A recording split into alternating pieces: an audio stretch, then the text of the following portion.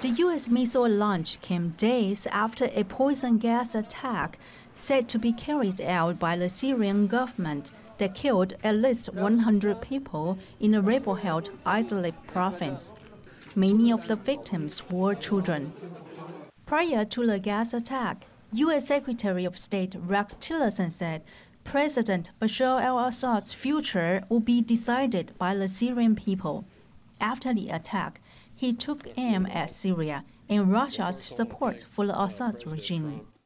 There is no doubt in our minds, and the information we have supports, that Syria, the Syrian regime under the leadership of President Bashar al-Assad, are responsible for this attack.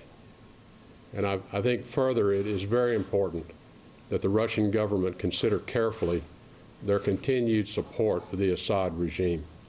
Tillerson's comments came days before he visits Moscow for talks with Russian officials. Former U.S. officials said the Syrian chemical attack is a major challenge to the nascent relationship between the Trump administration and the Kremlin. It is vital that the U.S. corrects course and that the current administration moves quickly from a set of alarming and ignorant comments to having a real policy and strategy for managing and mitigating Putin's negative impacts on world peace and security.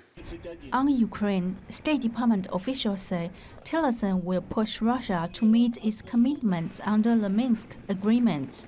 He will make clear sanctions will remain in place until Moscow ends its aggression in Ukraine. It is a stand that America shares with its allies in Europe. The conversations we've had with the administration on this subject, as on and many others, has been very reassuring, and we have no such indication. And I think there is still a remarkable unity of purpose between the United States and the European Union with regard to those issues. While Washington is willing to work with Moscow in areas of practical cooperation, the U.S. says it is committed to hold Russia accountable when international norms are violated. Nike Ching, VOA News, the State Department.